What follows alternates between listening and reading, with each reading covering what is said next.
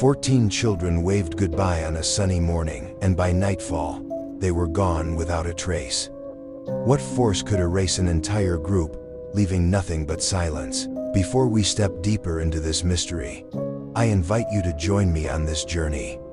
A simple like lets me know you wish to hear more, and subscribing ensures you'll never miss the untold stories that linger in history's shadows. Your support keeps these voices alive. The morning began in the ordinary way, with the kind of brightness that makes parents believe the day ahead will be safe. 14 children, dressed in school uniforms softened by years of washing, filed onto the bus that waited just outside the school gates. Their chatter was light, a melody of voices too young to grasp the weight of departure. 2 teachers followed, one carrying a clipboard pressed against her chest, the other balancing a bag heavy with sandwiches and bottled water. To the parents who stood, waving at the curb, it looked like every other school trip they had seen before. Smiles, laughter, the quick rush of a hand lifted through a window, the engine growling softly as if to promise return. The bus pulled away, swallowed by the rhythm of the town, and the parents slowly drifted back into their routines. The day stretched ahead in silence, yet by nightfall, silence turned to alarm. For when the hour of return passed, and the bus did not appear, questions began to ripple through the community. At first, it was impatience traffic, perhaps, or a detour for ice cream. But as shadows lengthened, and darkness pressed against the windows of waiting homes, patience dissolved into dread. Phones rang unanswered. The school lines jammed with desperate voices. What began as a field trip became a fracture in time. Those who remember that evening speak of it as though it happened yesterday. They recall how the streetlights flickered on in front of the school where the parents gathered, their eyes searching the empty road for headlights that never came. They describe the way the air seemed thicker than usual, how the town itself seemed to hold its breath. Each minute grew heavier than the last. Neighbors huddled together, murmuring fragments of rumors. Had the bus broken down? Had it taken a wrong turn into the endless woods that bordered the old reserve? No one had answers, only questions that multiplied, like shadows stretching across the pavement. When the first patrol cars appeared, red and blue lights bouncing against the school's brick walls, the truth pressed closer. Something was wrong, something irreversible. Officers spoke quietly at first, but their faces betrayed urgency. They called for maps, for lists of the missing, for descriptions of the teachers and children. They drove out toward the forest, tires crunching gravel, radios crackling with static and terse voices. Helicopters were summoned. Volunteers gathered flashlights, their beams cutting through the trees in desperate arcs. But the night offered nothing. No sound of children calling for help. No broken-down bus waiting to be found. No footprints in the mud that could carry investigators forward. It was as if the forest had swallowed them whole, closing its mouth over their laughter, leaving not even a whisper behind. In the years that followed, that night became a wound that never closed. The photographs of the 14 children, taped to lampposts and spread across newspaper pages, faded under the weather, but the memory of their vanishing never dimmed. To this day, those who were there can still hear the echo of the parents' cries when they realized the children were not coming home. It was not just the loss of a bus or a group of students, it was the unraveling of certainty itself. A reminder that in a single day, in a single turn of the road, everything can disappear. The world would keep turning, but that night remained suspended in time. The last sighting of 14 children waving from bus windows, 2 teachers standing watch with gentle smiles, became the final chapter of innocence. What began with an ordinary morning ended in silence, and in that silence, the panic still lingers, stretching across 18 years, waiting for the truth that has yet to fully emerge. It is often said that memory is not a record but a residue, fragments left behind like ash after the fire has long gone cold. For the families of the missing children, those fragments are all that remain of the last day they saw their sons and daughters alive. Parents recall the way the bus doors folded shut with a sigh, the way small hands pressed against glass to wave goodbye. Some remember the faint scent of pencils and chalk dust clinging to their children's uniforms. Others, the hurried breakfasts, unfinished in the rush to leave. One mother insists she still hears the echo of her child's laughter as the bus rounded the corner. These details, insignificant at the time, now stand frozen as the final glimpses of a world that collapsed within hours. Among the classmates left behind, stories vary, but the atmosphere is the same. A giddy excitement at the chance to escape classrooms for the open air. Those on the bus were said to be singing, their voices carrying above the steady hum of the engine. A boy remembered his best friend, leaning across the aisle to trade sandwiches, both of them laughing as a teacher shushed them gently. Another recalled the children pressing their faces to the glass as the city gave way to winding country roads, fields unspooling into forests, like a story opening into its darker chapters. To the young, it was an adventure. To the parents, it was routine. To investigators years later, these recollections became the scaffolding of a mystery that refused to yield answers. The last certain sighting came from a gas station attendant on the edge of town. He described the bus stopping for only a few minutes, the driver stepping out to fill the tank while the children fidgeted inside. He remembered the laughter spilling through the windows, though it seemed ordinary enough at the time. One of the teachers climbed down to stretch her legs, her expression weary but calm. When shown photographs months later, the attendant pointed without hesitation to her face. Yes, he had said. That was her, she looked tired. He could not have known then that he was one of the last outsiders to see them alive.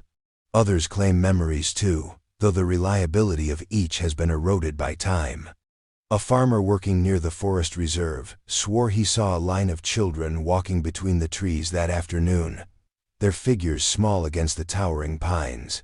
He admitted he could not be sure how many there were, or whether they matched the missing group, but the image never left him.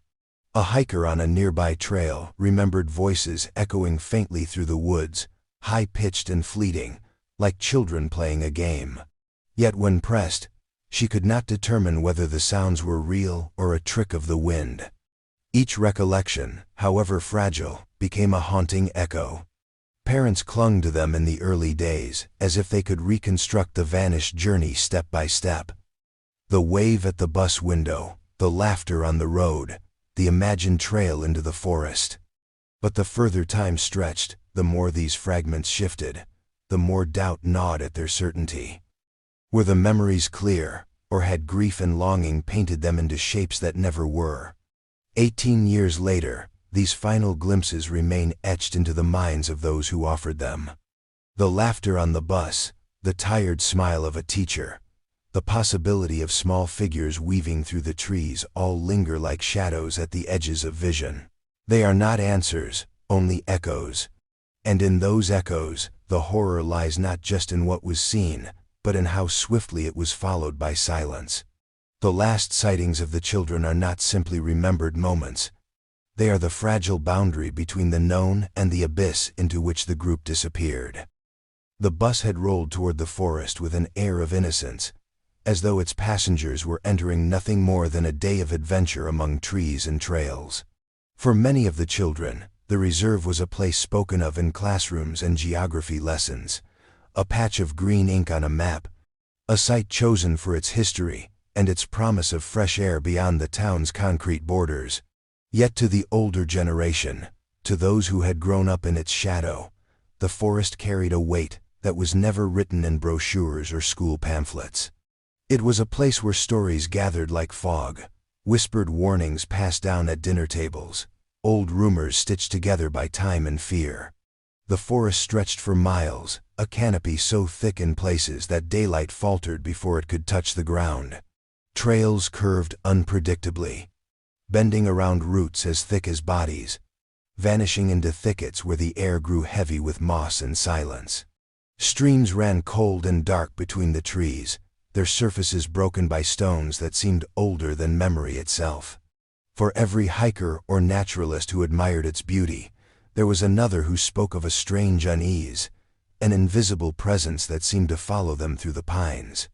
The forest was not malevolent in the way of fairy tales, but it was not welcoming either.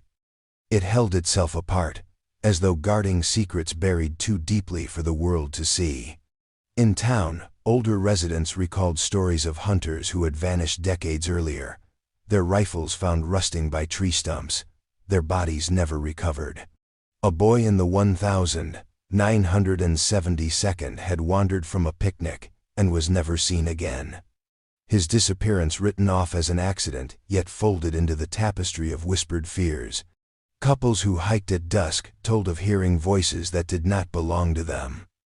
Faint laughter weaving between the branches, only to dissolve when called back to. The forest did not need monsters or legends to inspire dread. It was its own myth. A place where time slipped sideways, and people seemed to step off the map.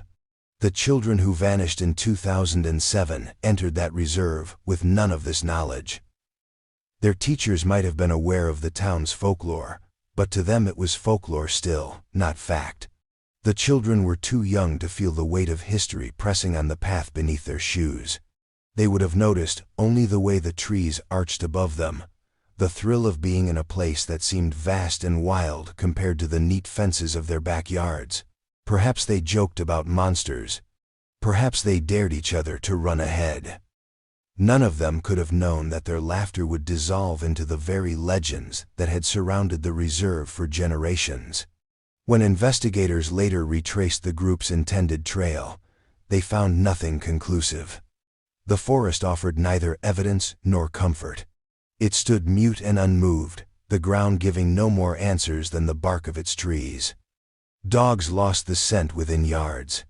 Searchers described the unsettling quiet, how even birds seemed reluctant to break the air with their cries.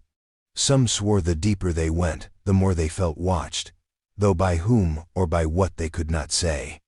Over the years, the narrative of the vanished children fused with the older stories, until they became inseparable.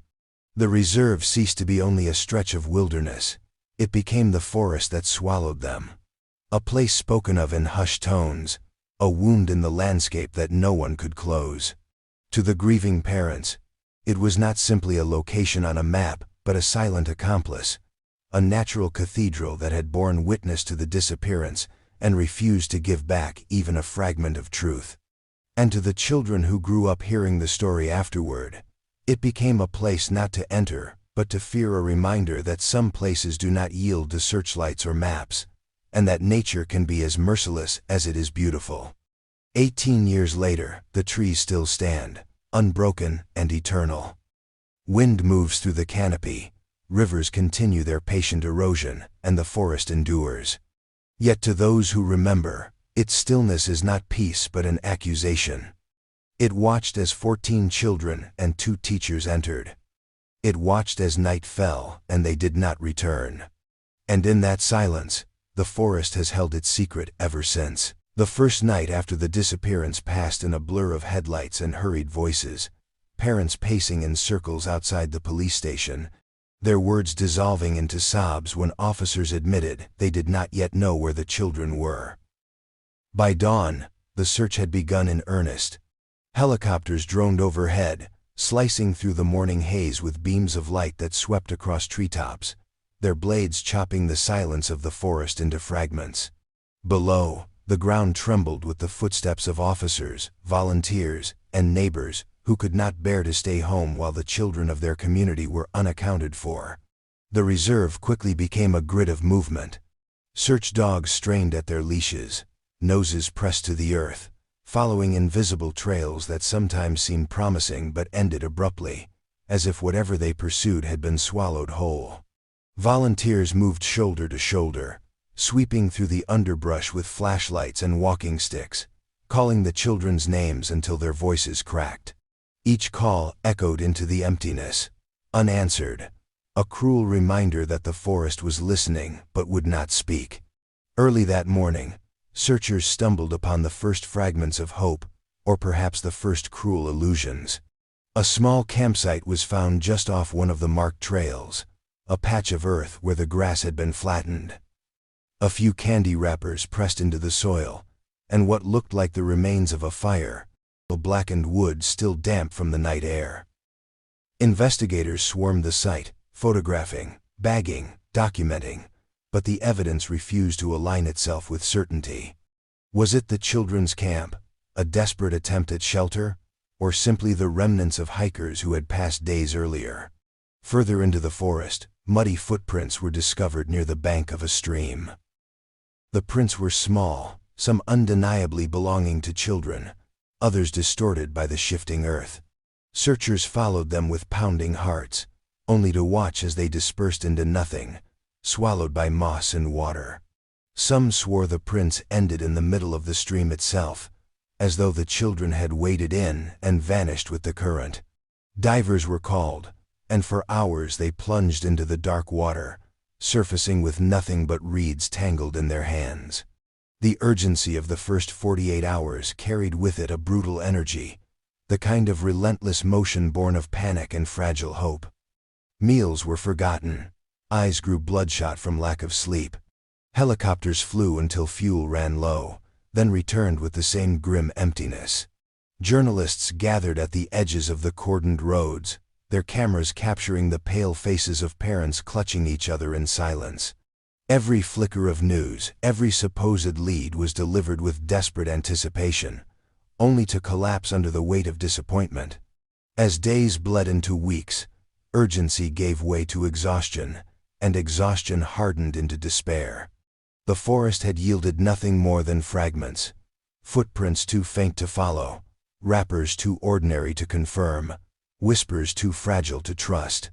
The search parties dwindled as volunteers returned to jobs, the helicopters ceased their endless circling, and even the dogs seemed to lose interest in the trails that always led them back to the same empty places. The community clung to vigils, lighting candles in rows outside the school. But inside the investigation itself, a darker truth began to settle. The children were gone, and the forest was not giving them back.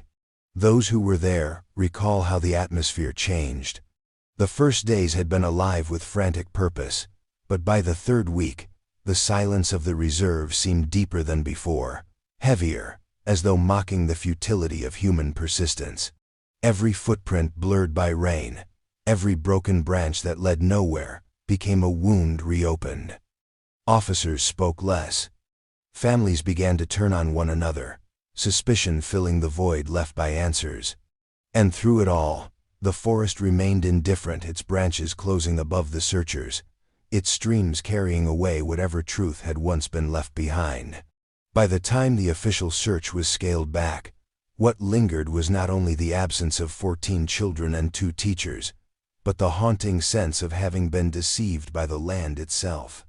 They had combed every inch, or so it seemed, yet the earth bore no witness. It was as if the missing had stepped into another realm entirely, leaving only echoes for the living to chase. For those who stood on the final night of the large-scale operation, the memory is always the same. The searchlights shutting off one by one, plunging the forest back into darkness, and the dreadful realization that despair had taken the place of hope. In the days after the forest swallowed their children, the parents became fixtures at the school gates. They stood beneath the familiar brick archway, as though remaining there might undo what had been done, as though the bus would somehow return if they only waited long enough. Photographs of the missing children were printed and reprinted, until their faces became inescapable. Copies were taped to lampposts, stapled to telephone poles, and plastered on storefront windows. Rain smeared the ink, sun bleached the paper. Yet still the images reappeared, fresh and determined, as if persistence alone could will the children back into existence. Each photograph was a plea. Each caption missing, "Please help," an unspoken prayer for reversal. The vigils began quietly, just a few candles flickering outside the gates at dusk. Parents gathered in silence, holding hands, whispering names into the night as though calling their children home through the air. Soon the vigils grew, neighbors and strangers joining in, bringing more candles until the pavement glowed with a soft sea of light. Some placed toys at the base of the gate, Stuffed animals and dolls left as offerings, their glassy eyes reflecting the flames. Others brought flowers, their petals wilting overnight, replaced again the next day by fresh bouquets from unseen hands. The school, once filled with the laughter of children, became a shrine, a place of both hope and mourning. Within the homes of the missing, time became distorted. Beds were left untouched, sheets smoothed but never disturbed, as if waiting for a child to return and crawl beneath them. Kitchens fell silent, half-empty plates cleared from tables that had once been noisy with chatter. Some parents left the bedroom doors open, convinced that closing them would admit defeat. Others locked them, unable to bear the sight of what had been lost. Family photographs lined the walls as always, but now each smiling face seemed frozen under a terrible new weight. There were whispered prayers everywhere, in churches, in kitchens, in cars parked outside the reserve. Parents prayed to saints and angels, prayed to an absent God, prayed to time itself to bend and break, to return the morning when the bus was still waiting at the curb. Some recited the same words night after night, while others abandoned language altogether, their grief too heavy for prayer. They sat in silence, eyes closed, lips trembling with words unspoken. For them, hope was less an act of belief than an act of survival. As weeks turned into months, the vigil transformed into something ritualistic. Every Friday evening, families gathered outside the school gates, no matter the weather. They lit candles and placed them in rows, each flame representing a missing child or teacher. At times the wind extinguished them, but hands rushed to relight each wick, as though the small lights themselves were guardians of the lost. Reporters came and went, their cameras flashing, but the parents remained long after the media left, unwilling to abandon the vigil even when the world seemed to move on. The grief was not uniform. Some parents clung to hope with desperate determination, speaking of the day their children would be found, their voices steady despite hollow eyes. Others sank into bitterness, convinced the search had failed because someone had not done enough, because the world had turned its back. Arguments flared in hushed corners, accusations whispered. But always the vigil brought them back together, united under the weight of absence. Grief fractured them, but longing stitched them back, again and again. Even now, years later, those who pass the school at night say they sometimes see candles burning on the pavement, placed by hands that refuse to forget. They speak of the way the flames sway in the wind, like fragile signals to the vanished. For the parents, the vigil never truly ended. The photographs may have peeled away from lampposts, the flowers long since withered, but the ritual of waiting, of praying that time might reverse, if only for one breath, remains etched into the heart of the town. The gates stand as a threshold, not only to the school, but to the moment when everything was lost, and the parents still linger there, keeping watch in the hope that one day the silence will break, and the children will finally return. The investigation that had begun with urgency soon unraveled into a labyrinth of collapsing leads, each one promising clarity only to dissolve into shadows. In the early days, every phone call seemed like it could carry salvation. A hiker claimed to have seen movement deep in the forest, a line of children threading between the trees. When investigators rushed to the site, they found nothing but branches broken by deer. A motorist swore he had seen the school bus taking a wrong turn onto an abandoned road. Teams scoured the path, their flashlights striking rusted guardrails and empty ditches, but there was no bus, no tire marks, no trace of passage. Each report, each glimmer of possibility, ended in silence. Rumors spread faster than facts. Some whispered that the children had been taken, not lost, that a group of men in unmarked vans had been seen near the reserve that morning. Others swore the woods themselves were haunted, that the land had always carried a curse. The most persistent rumor involved the shadow of cult activity. Murmurs of strange gatherings in the forest, candles burning in circles, and symbols carved into tree bark. When questioned, no one could produce proof, only stories passed from one anxious mouth to another. Yet the idea of ritual sacrifice gripped the community, its horror both unimaginable and strangely irresistible. Parents already shattered by grief found themselves pulled between disbelief and terrible possibility. The investigation, stretched thin, began to turn its gaze outward. Human trafficking was suggested, a chilling theory that painted the children not as victims of wilderness but of industry. Airports and border stations were alerted, faces of the missing circulated internationally, and yet no one surfaced, no documents matched, no movements were traced. The absence became heavier with each failed attempt, as though the children had been erased from the map altogether. Within police headquarters, frustration bled into hopelessness. Officers spoke in hushed tones of dead ends, of evidence that led in circles. Files swelled with notes, photographs, and maps marked with red ink, but none of it converged on an answer. The forest had given no bodies, no clothing, no belongings that could confirm what had happened. Witness statements contradicted one another, and even the memory of the bus driver, discovered unconscious by the roadside, provided no clarity. His account was a blank space, a wound in the timeline that could not be healed. As the months passed, the community fractured under the weight of speculation. Some believed the police were hiding information, protecting someone powerful. Others accused the parents themselves, their grief twisted by rumor into suspicion. The case became less about the children and more about the hunger for someone to blame. The families endured whispers as they walked through town, their pain multiplied by doubt and cruelty. Gradually, the official search narrowed. Helicopters ceased their flights.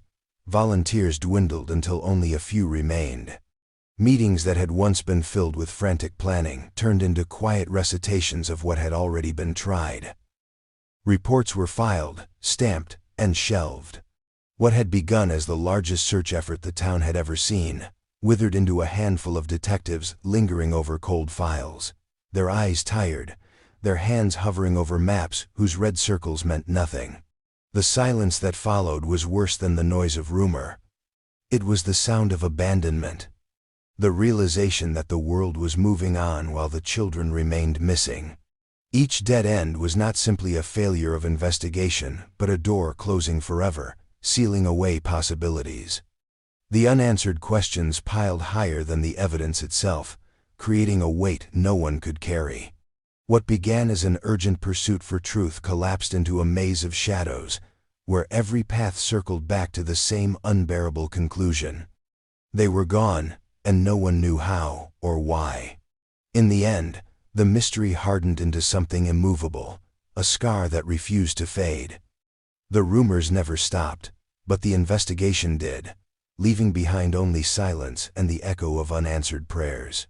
What remained were not leads or evidence, but the heavy knowledge that truth had slipped away, leaving only the void. They found him slumped against the steering wheel of the bus, the vehicle abandoned on the side of a quiet road miles away from where it was last seen. His head rested against the glass as though he had simply fallen asleep, yet the blood dried at his temple told another story. When the first responders pried open the door and climbed the steps, they found no children, no teachers, no trace of the passengers who had boarded that morning. Only the driver remained, breathing shallowly, eyes closed, locked in some unreachable place. In the hospital, he stirred, but his words brought no clarity.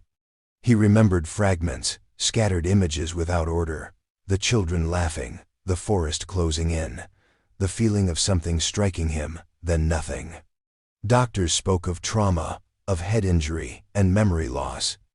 The detectives wanted more than fragments, yet no amount of questioning could pry open the silence he carried.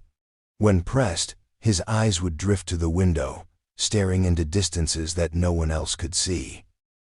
The children had been under his care, yet he could not or would not say what had happened to them. For weeks, investigators clung to him as their only living witness. They laid out photographs, maps, objects from the bus, asking if anything stirred recognition. At times, a flicker would pass over his face, a tightening of the jaw, a shadow across the eyes, but then it would vanish, leaving only emptiness. Some believed his silence was a symptom of genuine injury, a mind unwilling to unlock the moment of violence. Others suspected something darker, that his silence was not incapacity but choice. Whispers grew in the town. How convenient, they said, that he alone survived, untouched except for a wound that excused his forgetting. Parents of the missing children could not bring themselves to trust him. Their grief twisted into suspicion each time his name was spoken. In the weeks that followed, he became a figure both central and isolated. Reporters camped outside the hospital and later his home, their cameras catching glimpses of a man who looked hollowed out, gaunt with sleeplessness. Neighbors crossed the street to avoid him, uncertain whether he was victim or culprit. The silence that clung to him became unbearable in a community desperate for answers, and the absence of his voice left a wound in the case that never healed. His own life unraveled beneath the weight of suspicion. He resigned from his position once it became clear he could never return to driving children again. Rumors followed him to the grocery store, to the post office, to the church pews where he tried to pray in peace. Some said he had been seen wandering the edge of the forest at night, staring into the trees as if searching for something he could not name. Others claimed he spoke to no one for days at a time, as though he were already half gone, trapped in that missing span of memory. The investigators eventually stepped back, their questions exhausted, their files filled with transcripts that offered no more than silence. But for the families, his survival was unbearable in itself. Why him, and not their children? Why was he returned, broken but alive, when the 14 and the 2 teachers were left behind? His silence became a kind of betrayal, whether intentional or not.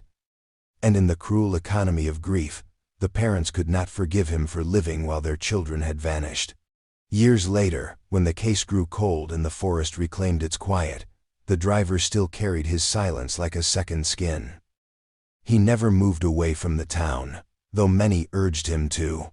Perhaps he could not. Perhaps some part of him remained bound to that stretch of road, to that day when laughter filled the bus and then disappeared into nothing. His silence was not only the absence of memory, it was the enduring reminder that the one man who might have held the answer could never give it. And in that absence, the questions grew heavier, the wound deeper, until his very presence became a ghost haunting the edges of the tragedy. Time has a way of swallowing even the sharpest wounds, smoothing them until they seem less jagged to the outside world. But for the families of the 14 children and 2 teachers, the years that followed did not dull the pain. They did not soften the memory. Instead, silence deepened, pressing into every corner of their lives like water filling a broken vessel. The forest that had once been scoured by search parties grew thick again, its soil knitting closed the scars of footprints, its branches closing overhead as though nothing had ever been disturbed. Yet beneath that canopy, the memory lingered, and the silence it kept grew heavier with each passing season. The early months had been filled with noise, helicopters droning overhead, reporters filling the air with questions, vigils brightening the schoolyard with candlelight. That noise gave the families something to hold on to, a sense that the world had not abandoned them. But as the years turned, one after another, the noise faded. Reporters stopped coming. The vigils thinned until only a handful of candles flickered in the dark. Neighbors grew reluctant to speak of it, lowering their voices when the subject arose, as though the tragedy had become too heavy to touch. To outsiders, it had become another unsolved case, filed away with the countless mysteries that time forgets. To those who had lost, it became a silence that echoed louder than any siren. Inside the families' homes, that silence became unbearable. Some marriages did not survive it. Parents who once leaned on each other fractured beneath the weight of absence, each grieving in a way the other could not understand. Fathers grew withdrawn, finding solace in long hours at work, while mothers kept bedrooms untouched, waiting for children who would never return. Arguments flared, accusations whispered in the dark. Had one been too trusting? Had another failed to notice signs?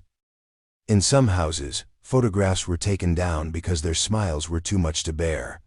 In others, they were left on walls like sacred icons, a shrine to what was stolen. Siblings of the missing children grew up in the shadow of loss.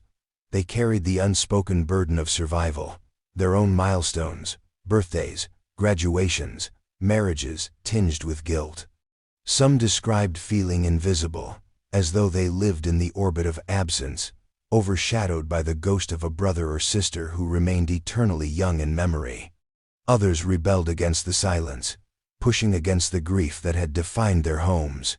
Yet no matter the path, each carried with them the strange inheritance of tragedy, a silence that clung even when the world around them demanded they move forward.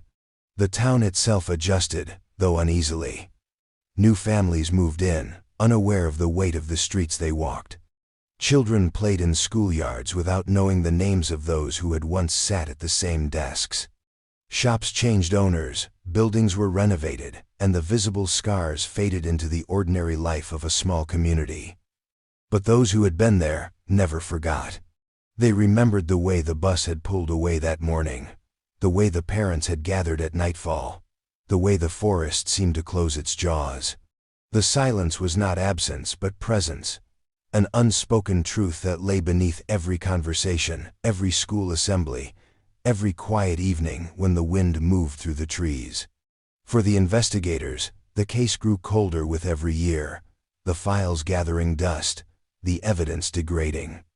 Detectives retired, their successors inheriting boxes of unsolved sorrow. Leads became folklore, and folklore became myth. Yet the families refused to surrender to silence entirely. They kept calling news stations, kept writing letters to officials, kept holding vigils even when only a handful attended. For them, the silence was not a curtain to be drawn but a wound that had to be reopened again and again, if only to remind the world that their children had not simply vanished into thin air. 18 years is long enough for entire lives to change, for forests to regrow, for memories to blur. But for some, time only amplified the absence. The silence did not fade. It grew louder, an oppressive, unyielding force that pressed down on every passing year. And in that silence, the questions sharpened, not softened. What happened to them? Where did they go? Why did the earth refuse to give them back? These questions circled endlessly, as alive in the present as they had been on the first night. The world had moved on, but for those left behind, the silence was not the end of the story, it was the story itself. In the absence of answers, stories began to grow, curling through the town like roots beneath the soil. What had begun as an open wound of fact, 14 children and 2 teachers gone without a trace, slowly seeped into the fabric of folklore. The forest, already a place whispered about for generations, became the stage for new tales, half born from memory and half fed by imagination. Parents who once spoke of the tragedy in concrete details now found themselves using words tinged with legend, as though trying to make sense of the incomprehensible by reshaping it into a story that could be told around kitchen tables and in hushed conversations after dark. Children in the town grew up surrounded by these stories, learning them almost as nursery rhymes, warnings wrapped in shadows. They were told not to follow the trails too far, not to step off the marked paths, not to wander into the woods at dusk. The forest doesn't give back what it takes, some said, echoing the words of their grandparents. Others whispered of figures in the trees, shapes that stood too still, too tall, eyes watching from the dark. They called them the Watchers of the Woods, faceless beings said to lure children away with whispers only they could hear. It was never clear whether these figures were spirits, demons, or something else entirely, but the name clung to the story of the vanished children until the two were inseparable. The Watchers became a kind of explanation when reason had failed. Some imagined that the missing children had been claimed, taken into another realm hidden deep within the forest. In the most frightening versions, they were said to still be there, wandering eternally among the trees, neither alive nor dead. Their laughter sometimes heard in the wind that wound through the branches. For others, the legend carried a warning, that to enter the forest at night was to invite the gaze of the Watchers, and once they noticed you, escape was impossible. Around campfires and in schoolyards, these stories gained new life. Teenagers dared one another to walk into the woods after dark, whispering the names of the missing as though calling them back. Some claimed to have seen flickers of light, small lanterns drifting between the trees like the glow of spirits. Others spoke of hearing footsteps behind them, only to turn and find nothing but silence. Each retelling added a new detail, each generation reshaping the story to suit their fears. The tragedy had transformed into legend, and legend became a presence, haunting the edges of the town's identity. For the families, these stories were both unbearable and strangely necessary. They hated the way their children's names had been woven into ghost tales, yet they also knew that legends kept memory alive in a way silence never could. Better to be feared and whispered about, some said, than forgotten altogether. At vigils, where once there had only been candles and prayers, people began leaving small offerings to the watchers as well as though bargaining with something unseen, pleading that the lost might one day be released. The investigators who remained active bristled at the folklore, insisting that it blurred fact with superstition and distracted from the real work of finding the truth. But over time, even the sharp edges of their certainty dulled. After all, what explanation could survive 18 years without evidence? It was easier, perhaps, to imagine a supernatural hand than to accept the blankness of reality. The forest itself seemed to invite such stories. Its canopy swallowed light. Its trails bent in ways that disoriented even the most experienced hikers. Mists gathered there that clung to the skin, and at night the trees seemed to shift, their shadows merging into shapes the mind was desperate to name. Against such a backdrop, the line between fact and legend blurred easily.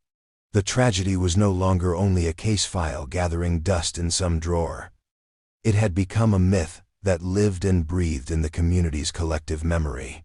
And so, the story of the vanished children joined the older tales, woven into the long fabric of the town's folklore. To walk near the forest was to feel their absence, to hear the whispers of what had been lost.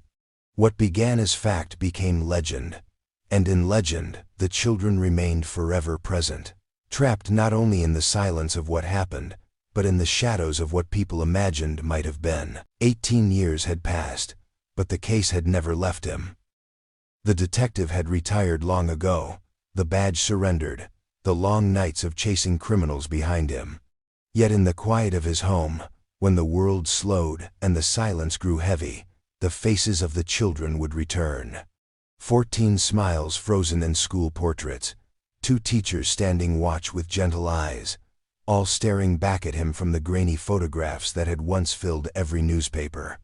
They had haunted him, not as ghosts but as unanswered questions, the kind that pressed into the mind like a thorn that could not be pulled free.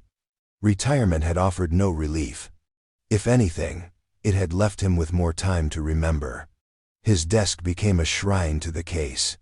Files spread across the surface in a collage of paper yellowed at the edges, photographs curling with age, reports marked with his own handwriting in margins that spoke of frustration and obsession. Each image was a wound he had carried for nearly 2 decades, each detail a reminder of his failure. He had been there in those frantic early days, barking orders through the static of radios, tracing footprints in the mud, promising families that answers would come. But the answers never did. He retired with the weight of that silence on his shoulders, and the weight had only grown heavier with the passing years. Now, older and slower, he found himself drawn back to it with a restlessness he could not explain. Perhaps it was guilt, the gnawing certainty that he had missed something buried in those thousands of pages. Perhaps it was grief, the inability to accept that 14 children and 2 teachers could simply vanish without trace. Or perhaps it was something darker, the way the forest seemed to whisper in his dreams, calling him back like an unfinished sentence. Whatever the reason, he returned to the files with a determination that startled even him. He told no one, no colleagues, no family. It was a private pilgrimage into the past, one last attempt to wrestle truth from silence. At night, he would sit beneath the dim lamp in his study, The room quiet, except for the rustle of paper and the scratch of his pen. He mapped out the trails again, tracing routes the bus might have taken, circling places where witnesses had claimed to see shadows moving. He studied statements that had been discarded, the ones dismissed as unreliable, searching for patterns hidden in the noise. One photograph in particular held him captive. The school group standing together the morning of the trip, children smiling, teachers adjusting their jackets, the bus waiting behind them. He stared at it until his eyes blurred, certain that somewhere in those expressions lay a detail overlooked. The town had moved on, or at least learned to live with its wound. But for him, it was impossible to let go. Each year had only sharpened the sense that truth was still out there, waiting to be unearthed. His colleagues had told him long ago to stop, that some mysteries would never be solved. Yet he could not accept that. He believed in evidence, in patterns, in the persistence of fact. And so he returned, not to reopen the case officially, but to reopen it in his own heart, in his own mind. The files spread across his desk were not just paper. They were a record of promises unkept, of children who had never come home, of parents who had died still waiting for answers. To others, it was a cold case. To him, it was unfinished business, a ghost tethered to his life. And now, in the quiet years of retirement, he resolved that he would follow the threads again, no matter how frayed, no matter how faint, until either the truth emerged or his strength finally failed. The investigator had returned, not because he chose to, but because the case had never truly let him go. The discovery came not with fanfare, but in the quiet shuffle of old papers. The retired detective had been combing through a box of statements, most of them already memorized, when he noticed one that seemed to have slipped through the cracks. It was handwritten, hurried, the ink fading along the edges. The name of the witness was one he did not recognize, and that struck him immediately. After 18 years, he thought he knew every player in the tragedy by heart. Yet here was a testimony tucked between thicker reports, overlooked, half buried in the avalanche of documents that had flooded in during those first chaotic weeks. It was the voice of someone forgotten, and it whispered of a detail that had gone unheard. The statement belonged to a hiker who had been in the reserve on the day of the disappearance. The man claimed to have seen a group of children moving through the trees, accompanied not by their teachers, but by figures he described only as strangers. He could not describe them clearly, shadows at a distance, the faces obscured, but he was sure they did not appear to be part of the school trip. His words were uncertain, wrapped in hesitation, yet the tone carried something unsettling. He mentioned the odd stillness of the forest, how the children seemed subdued rather than playful, their usual chatter replaced by silence. At the time, investigators had dismissed it. The account was inconsistent, the witness difficult to locate afterward, and in the storm of leads that rained down during those first weeks, it was likely pushed aside as unreliable. Now, reading it again in the dim light of his study, the retired detective felt the hairs rise at the back of his neck. It was not that the statement suddenly became more credible with time, but that it resonated against all the other silences. Children seen with strangers. How could such a detail have been allowed to wither away, lost to the noise of panic? He imagined the scene described: 14 children walking single file through the pines, small figures dwarfed by the trees, guided by adults whose faces could not be remembered. The image was enough to make his chest tighten. A vision of order that did not belong, of innocence led astray. The more he sat with it, the more the forgotten testimony grew in weight. He began to trace its edges, hunting for the witness himself, though after 18 years it was like chasing smoke. Addresses had changed, phone numbers dissolved. Even if he found him, would the man remember anything with clarity, or had the years reshaped his memory into myth? Still, the detective knew he had no choice. Memory, however flawed, was a fragment, and fragments were all he had left. He thought, too, about why the statement had been discarded. In those days, The investigation had been drowning in reports, sightings of buses on distant highways, voices in the night, shapes moving in the forest. To the overwhelmed officers, one uncertain hiker may have seemed no more useful than the dozens of others whose imaginations blurred into rumor. But now, with the distance of years, it seemed almost deliberate, as though the most vital clue had been swallowed by the chaos and forgotten on purpose. The detective spread the statement beside the photographs, tracing the words with his finger. He imagined the children's faces pressed between the shadows of strangers, imagined the forest standing silent as it watched them vanish into its depths. Whether truth or illusion, the image clung to him, a shard of possibility sharper than all the dead ends he had trudged through before. And so the forgotten witness, a single overlooked voice buried in a sea of paper, became the new compass point in a case that had been without direction for nearly 2 decades. What haunted him most was the thought that the parents had never been told, that no one had ever spoken of this testimony aloud. While they lit candles and whispered prayers, a witness had described the last known image of their children, and it had been left to rot in a file.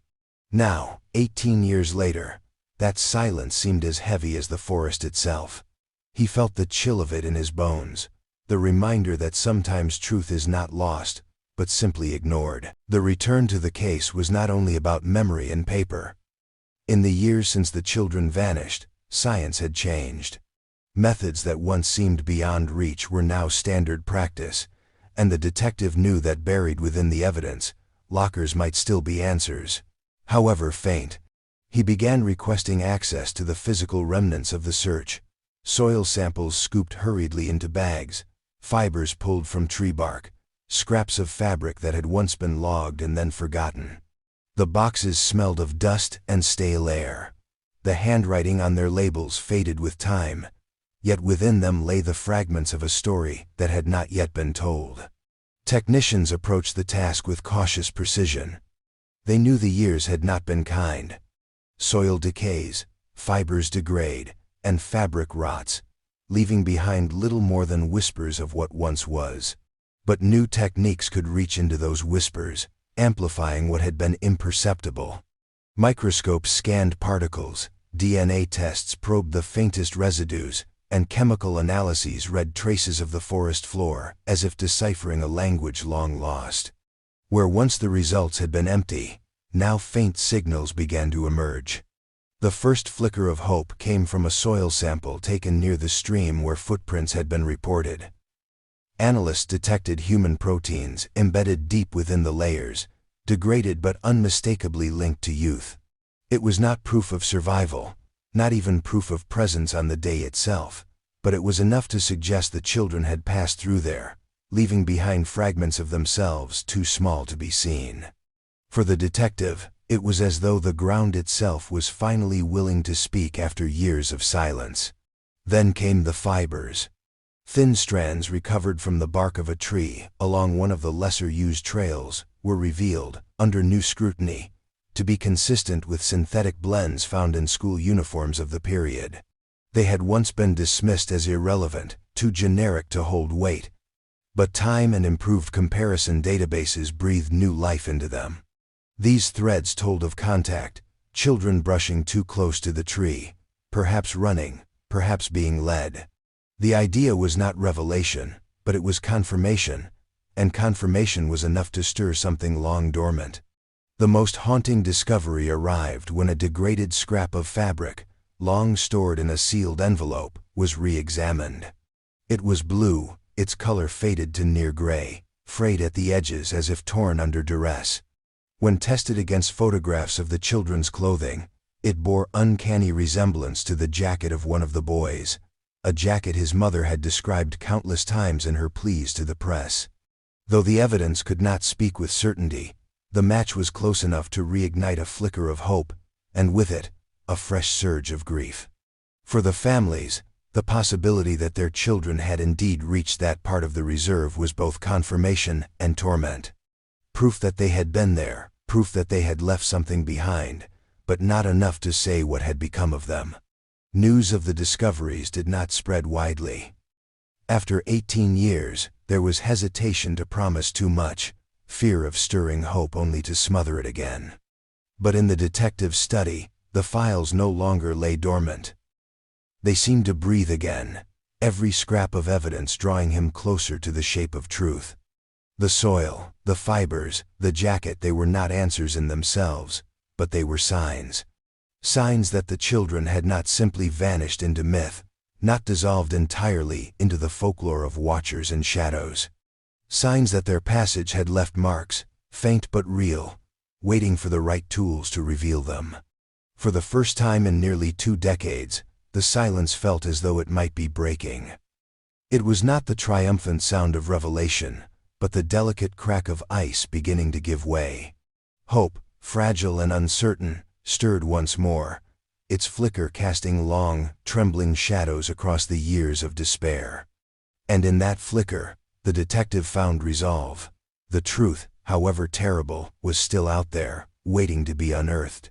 The first letter arrived quietly, slipped into the mailbox of a local journalist who had once covered the disappearance with relentless urgency.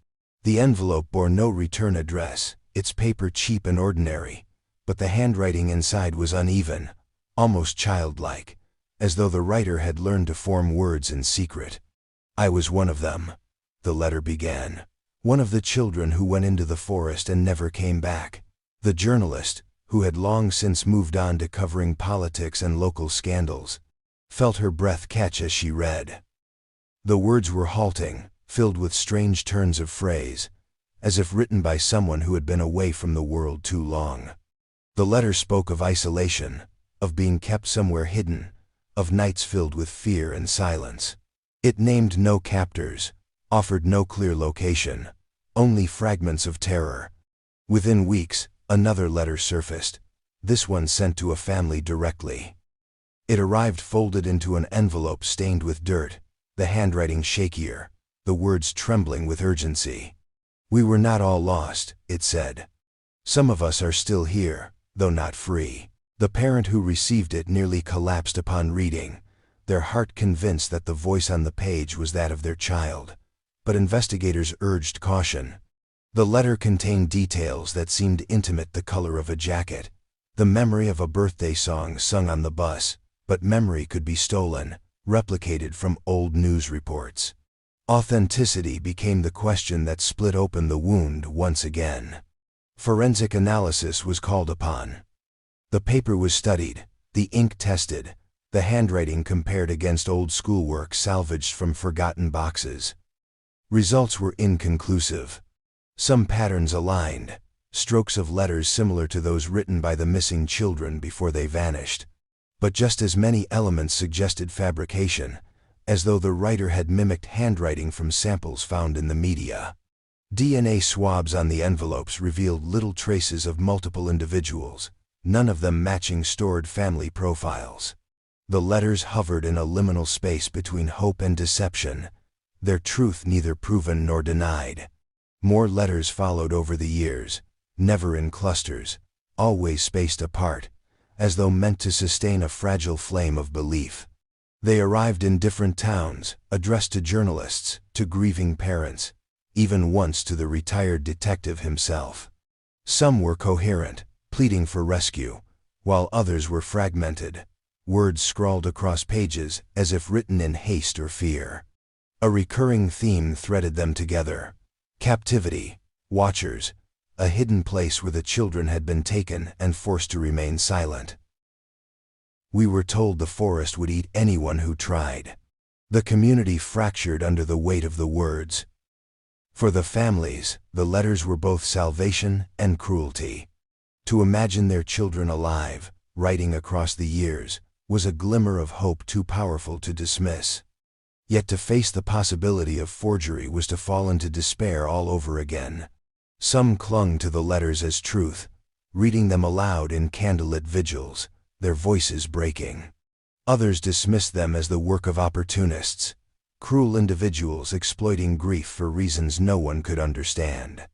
The detective, however, saw in the letters something more. Whether forged or real, they contained details that aligned with fragments of evidence he had recently uncovered: the fibers, the soil, the blue jacket. Coincidence was possible, but he could not shake the sense that within the tremor of those words lay a hidden map. Even lies, he knew, carried pieces of truth, shards of reality woven into invention. He pinned the letters to his wall alongside the photographs, their uneven handwriting staring back at him like the voices of ghosts. The authenticity of the survivors' letters was never fully proven, but their existence alone reshaped the silence. They reminded everyone that the story of the vanished children was not finished, that the boundaries between fact, folklore, and truth were blurred beyond recognition. Whether written by survivors in hiding or by hands that sought to deceive, the letters became another chapter in a tragedy that refused to close. And in their trembling words, the fear was palpable fear, not just of what had happened, but of what might still be out there, waiting. The trail of letters, ambiguous and fragile though they were, eventually led the retired detective to a place that had lived only in whispers. One of the later messages, its words cramped and hurried, mentioned a location beyond the forest, where the trees thin and the earth rises. The phrasing was cryptic, but it stirred something in him. He returned to old maps, tracing paths long erased from common use, until he found a cluster of structures marked faintly on documents from decades earlier. They had once belonged to a religious sect that had vanished from the area in the 70s, leaving behind little more than rumors and collapsed roofs. Few remembered the compound at all, fewer still had been willing to speak of it. But the description in the letter, however fractured, seemed to align with this forgotten site. The detective's steps into the reserve were slower now, his breath heavy with age, but the compulsion drove him forward. The forest seemed to resist him, the trails narrowed and overgrown, the silence pressing close as if to warn him away. He pushed through thickets until the land began to rise, just as the letter had described, and there, shrouded in ivy and shadow, he found it. A cluster of decayed buildings, their wooden walls warped and their roofs sagging inward, sat like skeletal remains among the trees. The air smelled of rust and damp wood, but beneath it lingered something sharper, something human. He felt it before he saw it, the sense of lives once contained here, hidden from the world. Inside, the compound was a ruin of neglect. Dust thickened the air, broken glass crunched underfoot, and rats scurried into the dark as his flashlight cut through the gloom. But as he moved deeper, the signs began to emerge. In a room that might once have been a dormitory, he found a collection of small objects scattered across the floor. A toy car, its paint chipped. A ragged doll, one eye missing. Scraps of paper that bore faded drawings of stick figures and houses. These were not the remnants of the sect from decades past. These belonged to children. The walls told the story more clearly than anything else.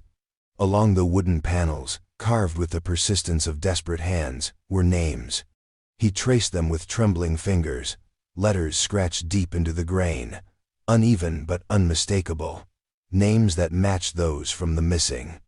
Some were repeated, carved again and again, as though to insist on their existence, as though the act of etching letters into wood was the only way to remain real.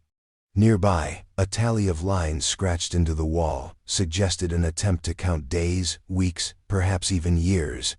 The mark stopped abruptly, unfinished, leaving a silence as chilling as the carvings themselves. Evidence teams later confirmed what his instincts already knew. The compound had been used long after its supposed abandonment. Soil disturbed in the corners bore traces of human activity. Old food tins, their labels long faded, were found in heaps. The fireplace showed signs of recent use, though no one had lived there in years. Forensic analysis on some of the toys revealed fingerprints too degraded for matches, but still present, still lingering after all that time. The place was not myth, not rumor, it was proof. The discovery did not provide the complete truth, but it changed everything. For the families, photographs of the names carved into the walls were both devastating and affirming. Their children had been alive here, held captive, their fear and resilience etched into the wood itself. Hope flickered in some hearts, the belief that if the names endured, perhaps the children had too. For others, the proof only deepened the grief. Confirmation that their children had suffered, confirmation of the captivity they had long dreaded. The compound stood as a monument to absence, a silent witness that had hidden in plain sight for decades. Its rooms still seemed to hum with the energy of those who had once been forced to live there, the walls thick with stories never spoken aloud. The detective left it with photographs, samples, and a heart that felt both vindicated and hollow. He had unearthed proof, but proof was not the same as answers. Proof could not explain who had held them, why they had been taken, or where they had gone after the compound was abandoned. Yet in the quiet of that forest clearing, amid broken toys and carved names, the truth had shifted. No longer a legend swallowed by folklore, no longer just rumor and despair. The children had been real in their captivity, their voices still echoing through the marks they left behind. The forest had hidden them, but it had not erased them. Their presence was carved into wood, a testimony that time could not silence. The discovery of the compound forced investigators to widen their scope, to look not only at the vanished children but at the shadows that had lived on the fringes of the community for decades. Among the dust-coated files and fragments of testimony, one name began to appear more frequently, a sect that had once thrived quietly in the region, hidden from the public eye.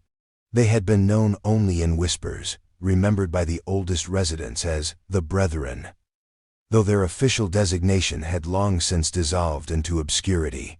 To the outside world, they were a small religious community that had disbanded in the late 1972. But to those who had lived near the reserve, they were something far stranger, far darker. Records described them as reclusive, uninterested in outsiders. Their gatherings marked by chants and rituals carried out deep in the woods. They lived on the edges of towns but belonged to none of them. Their children kept apart from schools, their farms closed to strangers. Rumors had always swirled that animals went missing when the sect gathered, that the fires they built in the forest burned not only with wood but with offerings. Few dared speak openly about them at the time, partly from fear, partly from the sense that no one would believe. And when the sect dispersed, leaving their compound to rot in the woods, people thought the chapter had ended. But the unearthed evidence suggested otherwise. Through records pieced together from county archives and interviews with former members tracked down after years of silence, investigators learned more about the beliefs that bound the group. At the heart of their doctrine was an obsession with preservation, preserving age, preserving wisdom, preserving life itself. They believed the old could endure only if the young were surrendered. That vitality was a currency passed from one generation to another, but not in the natural way. It was to be taken, drawn out through ritual, through fear, through sacrifice. The phrase that repeated in the scraps of recovered writings was chilling. To take the young is to preserve the old.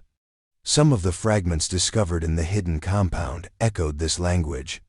Symbols carved into wood matched those found in abandoned hymnals of the sect.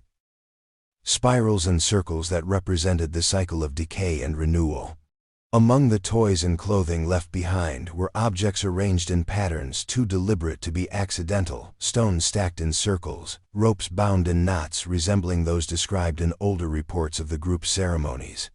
It was no longer possible to dismiss the link. The children had been there, and the cult had once inhabited the same ground. For the families, the suggestion was unbearable.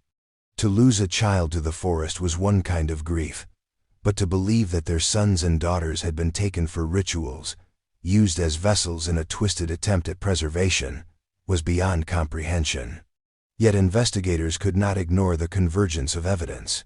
Witness accounts from decades past told of chants heard at night, fires burning in clearings, figures moving in cloaks among the trees. Police files revealed that authorities had once quietly investigated the sect for child neglect, though the charges were never proven. These fragments, scattered across time, pointed to a continuity that stretched far beyond rumor. The retired detective, studying the photographs of carvings and the old sect literature, felt a chill that went deeper than the usual frustration of unanswered questions. If the cult had persisted quietly into the early 2000s, if they had survived beyond their supposed dissolution, then the children's disappearance was not an accident, not even a crime of opportunity. It was part of something orchestrated, something bound by belief. The compound was not simply a hiding place.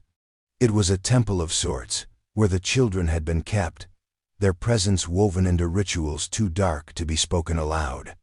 Yet, for all the weight of evidence, certainty remained elusive. There were no living members who would admit involvement, no confessions to close the circle. Only echoes remained. Symbols on walls, rumors in old men's voices, scraps of doctrine written in the margins of forgotten texts. But for those who had followed the case, for the parents who still kept their children's rooms untouched after 18 years, the notion of the sect was enough to explain what no one else could. The cult became the answer that both illuminated and horrified, the shadow that reached out of the past to claim the present. And though proof would remain scattered, the idea of the brethren lingered like smoke through the trees, an ancient fire never truly extinguished, only waiting for its next spark. When the first survivor appeared, it was not in the blaze of cameras or the headlines of national news. It was quiet, almost hesitant, a young woman in her late 20s walking into a police station with shaking hands and eyes that carried years of silence. She gave her name, one that matched a child lost in 2007, and for a long moment no one believed her. Her features had changed with age, her voice was rough with uncertainty, but in her pocket, she carried a photograph folded to the point of tearing an image of herself as a child, wearing the same blue jacket her mother had once described to reporters. The officers sat stunned as she began to speak, her words halting, her breath catching, as though each syllable was both release and wound. Not long after, another came forward, this time a young man. He, too, carried proof that could not be ignored. A scar on his arm, shaped exactly like the one his family had spoken of in early interviews, a mark from a fall on a playground years before he disappeared. When questioned, his story trembled out in fragments that both aligned with and expanded on the young woman's mypocation. Together, their testimonies were not whole, not clean narratives, but broken shards of memory, each piece jagged with trauma. Yet from these shards, a picture began to form, faint but undeniable. They spoke of the compound deep in the woods, of rooms without windows and walls carved with names. They recalled being told again and again that no one would come for them, that the outside world had forgotten. They described men and women cloaked in ritual, their faces obscured, their voices chanting words the children never fully understood. Food was rationed, movement restricted, and punishments severe. Time lost meaning, days and nights blurred together, measured only by scratches on the walls, by whispered songs they sang to each other to keep from forgetting who they were. The young woman remembered caring for the younger ones, rocking them when they cried, telling them stories of home to keep their hope alive. The young man remembered the fear of silence, the way the absence of sound was worse than noise, how the forest outside seemed both prison and lure. He recalled moments when children were taken from the group and never returned, their names whispered afterward like forbidden prayers. The implication was clear, though neither could say the words directly, not all had survived. Their escape, too, was fractured in recollection. They spoke of a night when the compound was left unguarded, when shadows moved away into the trees, leaving doors unlatched. They ran until their legs failed, stumbling through the darkness until they collapsed near a river. From there, the memories grew hazy. They spoke of strangers who found them, of being hidden again, though this time by people who claimed to protect them. For years, they lived under false names, shuttled from one remote place to another, told that to return was to invite danger back upon themselves. Whether these protectors were allies or captors of another kind remained unclear, their motives never fully explained. The years in hiding left scars as deep as those carved by the compound itself. Both survivors bore the marks of isolation, difficulty with trust, fear of enclosed spaces, the constant sense of being watched. Their words came slowly, their memories riddled with gaps, yet the details that aligned with physical evidence from the compound made their testimonies impossible to dismiss. They were survivors, yes, but also living reminders of the others who had not escaped, the voices who would never be heard. For the families, their emergence was both miracle and torment. Parents wept at the sight of children grown into adults they could barely recognize, yet the joy of reunion was weighted with grief for those who had not returned. Questions surged faster than answers could be given. Who had taken them? Why had they been spared? What had truly become of the others? The survivors could not provide clarity. They could only offer fragments, memories torn and bloodied by fear. But even fragments were more than silence. The detective who had pursued the case for 18 years listened with a heaviness that was almost relief. At last, someone had broken through the wall of silence that had enclosed the case for so long. Their words did not solve the mystery, but they cracked it open, letting light in where there had only been darkness. And though their testimonies were incomplete, broken as they were, they stood as proof that the children had not vanished into legend alone. They had lived, they had endured, and some had returned to tell the story even if the telling came in shattered pieces. The truth, when it finally emerged, did not come as a single revelation but as a slow, grinding unearthing. Each fragment fitting into place until the shape of horror could no longer be denied. The testimonies of the two survivors, when placed against the backdrop of the compound and the evidence recovered, revealed a narrative so bleak that even the most skeptical investigators could not look away. The children had not simply vanished into the forest that day. In 2007, they had been taken deliberately, absorbed into a hidden community that lived by rules incomprehensible to the outside world. They were raised not as students, not as children, but as possessions. The survivors spoke of indoctrination that began almost immediately. They were told their families had abandoned them, that the world beyond the trees was poisoned and hostile, that only within the compound could they be safe. The sect members became their new guardians, though guardianship was twisted into control. The children were given lessons not in mathematics or history, but in obedience, in ritual, in the belief that they were part of a cycle where suffering was necessary for renewal. They learned to repeat chants, to bow their heads when commanded, to silence their own questions under the weight of fear. For some, the pressure was unbearable. Illness spread easily in the damp rooms of the compound, and those who grew too weak were taken away. The survivors recalled how the group would whisper the names of the vanished at night, only to be punished if caught. Others perished during what the sect called offerings, ceremonies conducted in the dark, where the children were forced to watch and believe that death was transformation. The lines between memory and nightmare blurred in the survivors' recounting, but the consistency of their fear was undeniable. Perhaps most harrowing was the silence enforced among them. To speak of the world outside was forbidden. To cry for their parents was punished. To remember too loudly was dangerous. Their voices were stripped from them until the only language left was the one given by the sect, a language of submission and secrecy.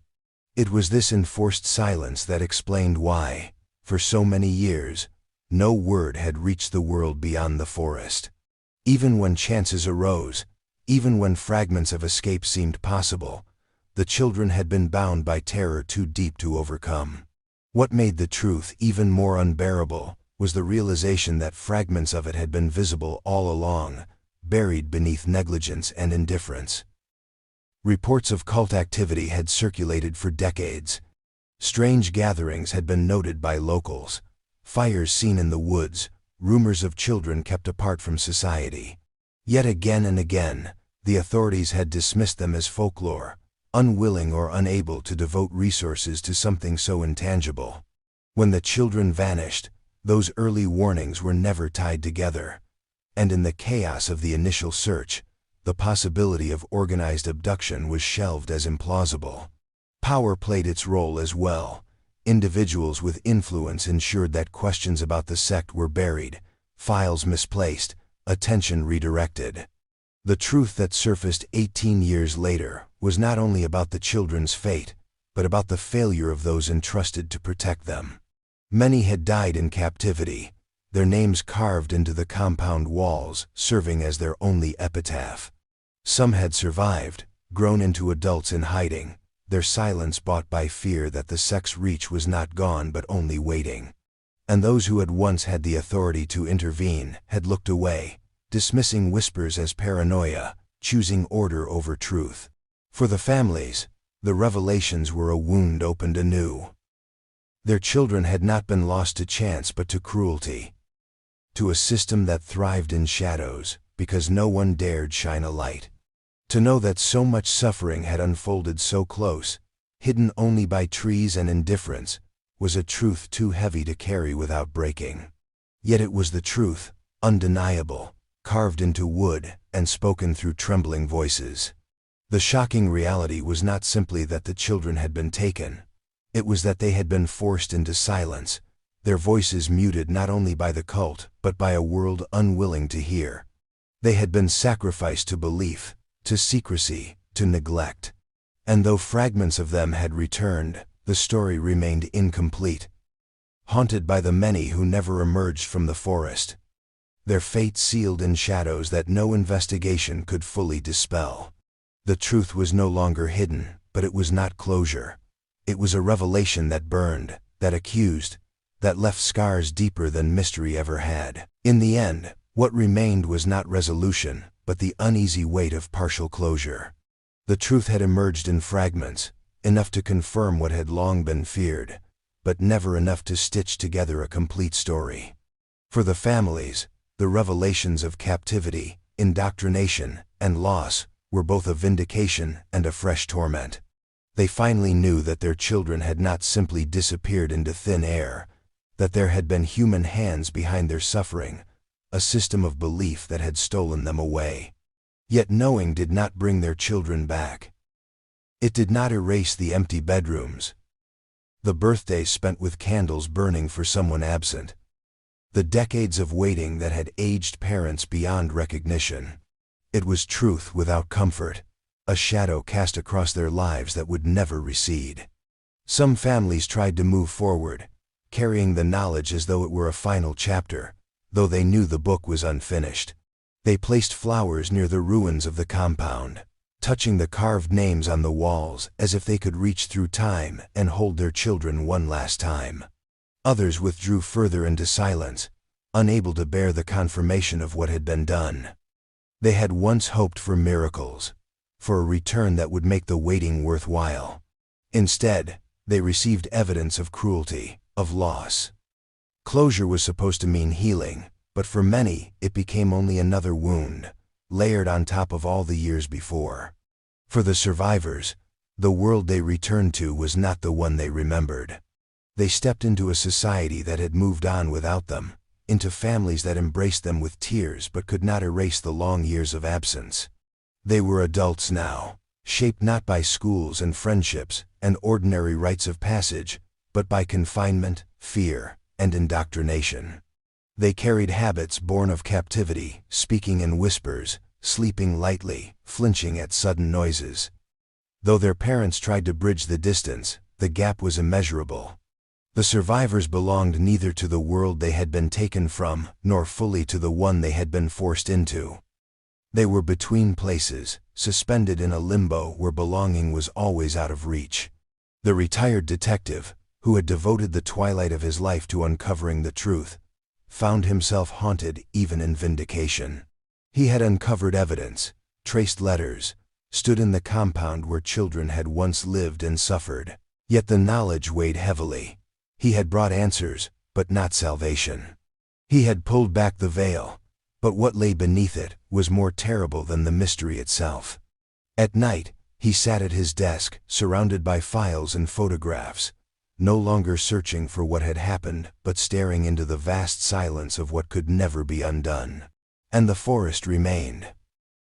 Long after the last investigators had left, after the families had laid down flowers and the survivors had retreated into lives forever marked by what they endured, the trees still stood. The earth covered the footprints. The rivers carried away the traces. The wind whispered through branches with no regard for the lives lost beneath them. The forest was not guilty, nor was it innocent. It was indifferent, a witness to everything, and a keeper of secrets it would never yield. To walk its trails was to feel the weight of that indifference. To sense that beneath the soil and roots lay stories too dark, too entangled, ever to be fully revealed. The long shadow of the disappearance stretched not only across the families but across the town itself. New generations grew up knowing the story not as memory but as myth, hearing whispers of the children who had gone into the woods and never come back. Some believed, others dismissed it, but all felt the presence of the shadow in the way the town carried itself, in the silences that fell when the subject was raised. The tragedy had become part of the land, inseparable from the trees and streams, a wound embedded in the very identity of the place. Closure, if it came at all, was incomplete. The families carried answers that could not heal. The survivors carried memories that could not be erased, and the detective carried the knowledge that some mysteries, even when solved, only deepen the grief. The forest still stood, silent and unmoved, as if to remind them that not every secret is meant to be unearthed, and not every story can end. The shadow would remain, stretching across the years, a reminder of the children lost, the silence that consumed them, and the truth that came too late.